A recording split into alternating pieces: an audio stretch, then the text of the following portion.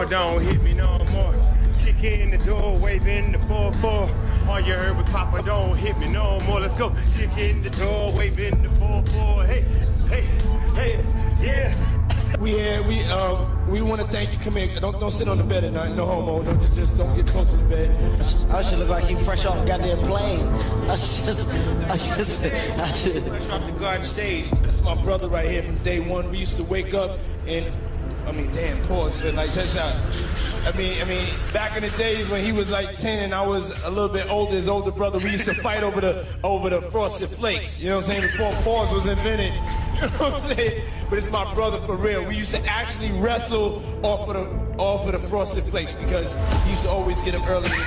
Now he's one of the richest stars in the world. And what the fuck did Puff just say?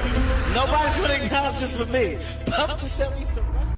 In a recent podcast, a user dropped some major revelations about Diddy's life, sharing secrets and surprising stories. One standout topic was Usher's experience at Diddy's Flavor Camp, where he witnessed things no one would ever expect a 14-year-old to go through. The podcast also mentioned Doug's drinking habits and some of the unusual characters Usher encountered there. Alleges that, Diddy told him personally that he had sex with Usher. And when you look at the lawsuit, even though they got Usher name redacted, you could tell who it is because they described him as the guy that performed at the Super Bowl. Right. So, we all know who that is, but how you feel about that, man? Well, I mentioned that earlier, that he said about Stevie J. The Usher part, that's a touchy situation, man.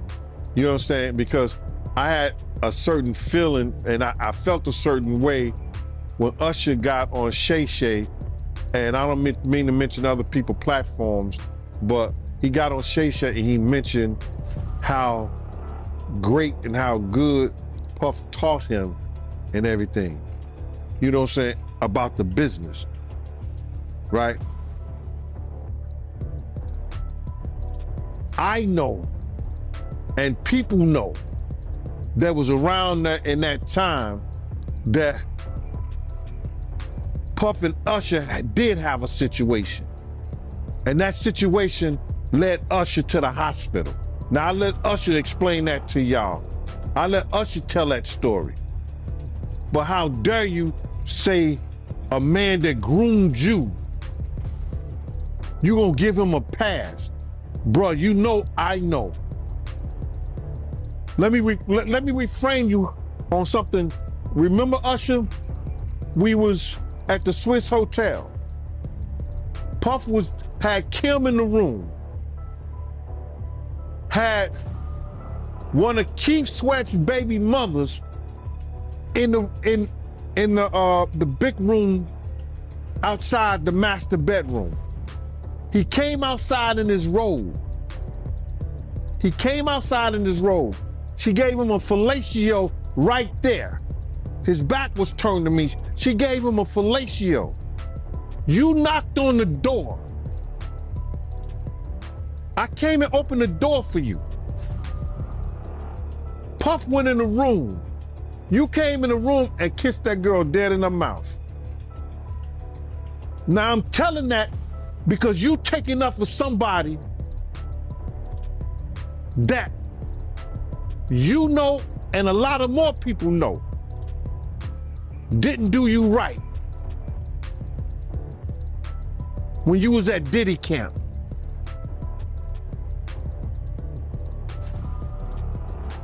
Y'all put it together. And what you mean by Diddy camp? Remember? He was on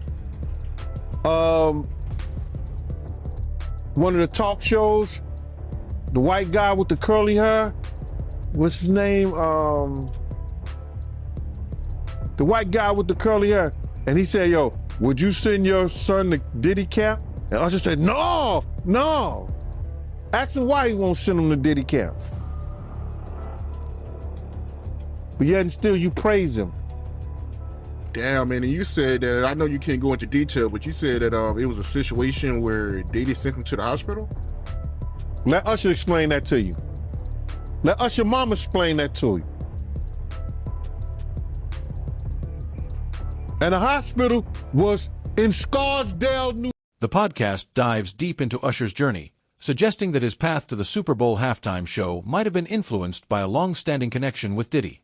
It's claimed that Usher learned early on how to mask his experiences in Diddy's world, to the point where he could sell the image of a young boy surrounded by powerful figures.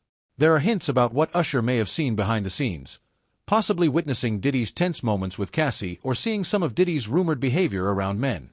Even Kim Porter was allegedly aware of the eccentricities. And now, Gondel shares his perspective on it all.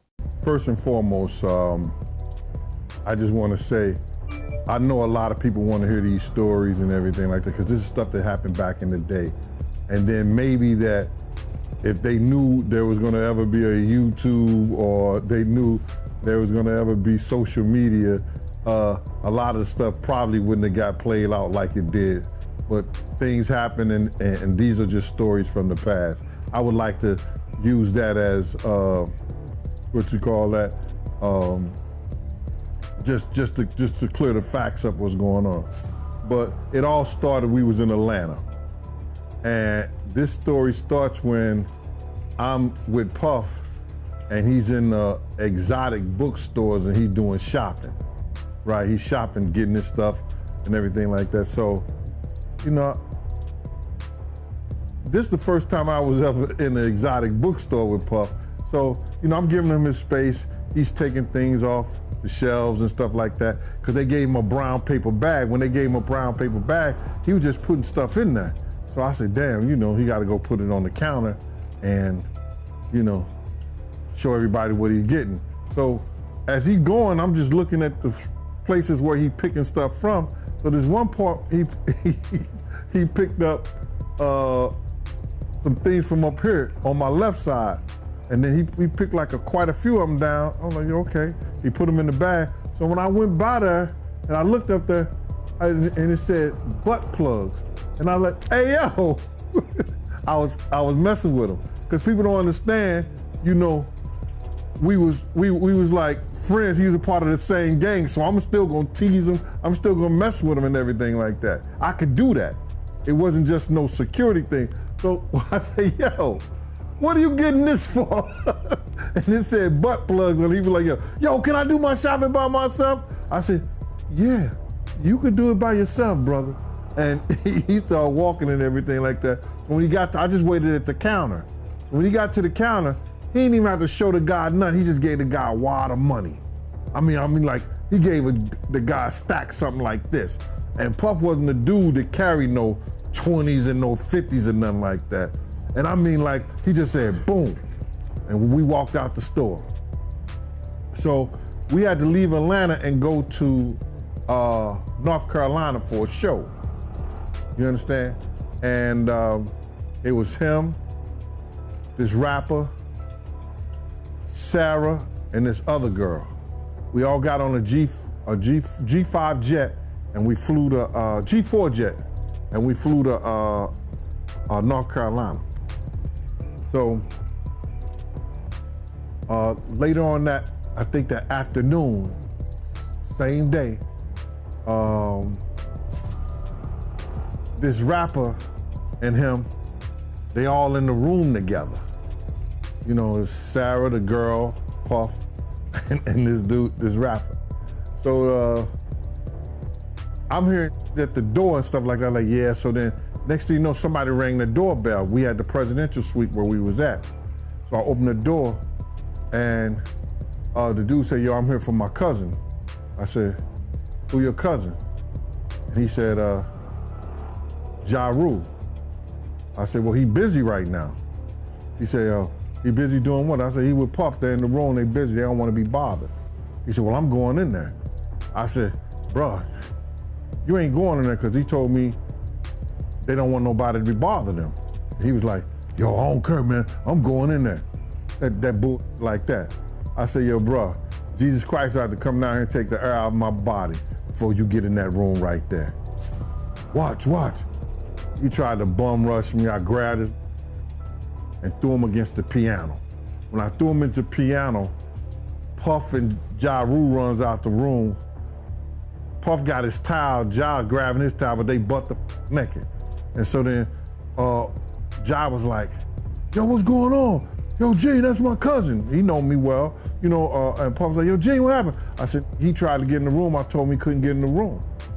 And he was like, he just looked, Puff looked at Ja. He said, yo, Ja said, you ain't want to go in that room because there's a lot of freaking going on. So I was like, oh, he said it was a lot of freaking going on. So that was basically that story, man. You know what I'm saying? They went back in the room, dude felt a certain kind of way, and he left out. So I seen them at the concert the next day, and they tried to, you know, form up against me. But my man Frank was like, I told my man Frank, I was like, yo, Frank, put yourself in that position. Somebody trying to get in the room, and Ja told you don't let nobody get in the room. What would you do? Now, y'all can do whatever y'all want to do, man, but you know I ain't taking no losses. He said, yo, you good, and that was it. Bro, when Ja said, you don't want to come up in there, a lot of freaky stuff is going on. You got to use your mind. What they was doing with those butt plugs. Right.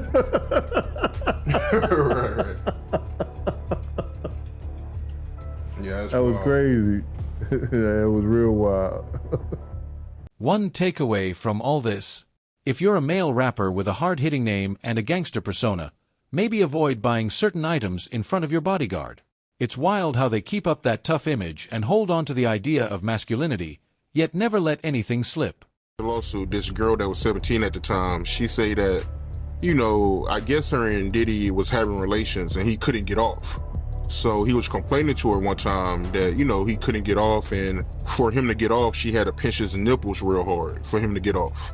I mean, yeah, man, this lawsuit is wild, man. She should have had on white polish, fingernail polish. No, man, we shouldn't be laughing about that, man, you know, because she is a victim. You know what I'm saying? She is a victim, man, and if this is her victim story, we gotta be more, I think more compassionate. She was 17 years old at the time. She was fascinated by that whole thing, getting on a G4, G5 jet, you understand? And what was her parents, man? What was her daddy, her mama? They didn't miss their child? She didn't come home that night? I don't know, man. I can't fathom the whole idea, man. But it's crazy. When you hear about this stuff, right, like the 17-year-old girl saying that, you know, Diddy, he couldn't get off unless she pinched his nipples real hard, and you got Cassie saying that, you know, he'll make her look up BBCs and he like to masturbate while she get babe by BBC. You not surprised when you hear about this stuff, right? Bruh, I knew about the butt plug fetishes because I saw that with my own eyes. I knew about him and Kim being swingers with other people, whether it was another male or another woman or a male and a woman together. I saw that with my own eyes. You gotta realize is that after 2005, I didn't see anything that Puff was doing or what he didn't do. Puff had got addicted to opioid. And being addicted to those things bring other drugs on. I seen Puff smoke a cigarette. I never saw him smoke a cigarette. He was on the beach smoking a cigarette on YouTube. Then I seen him, you know, smoking weed and drinking. I was like, that ain't the Puff I know. Drinking like he was and doing all like that. And that ain't the Puff that I knew. You understand what I'm saying? You gotta realize he had a certain respect around me because I was his OG from the same game. Do you understand? And he knew I was law enforcement. He knew I didn't play certain things. So he ain't gonna do what he do around other people in front of me because he knew I'm gonna check him on that. But what you trying to do?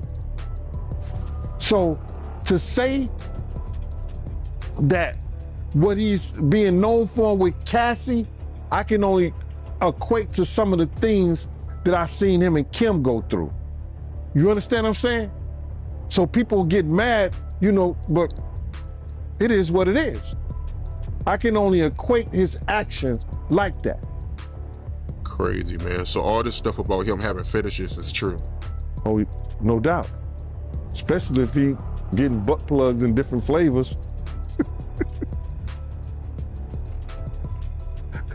But speaking of butt plugs, right, I remember some years ago, Cameron, he did an interview and he told a story about how he went to Diddy house with Mace. Yeah. And he found the dildo in the sink. I think that was crazy. I think that was out of, and then Mace said that was Puffs. I think he said Mace said that was Puffs, but Mace was in the bathroom with it.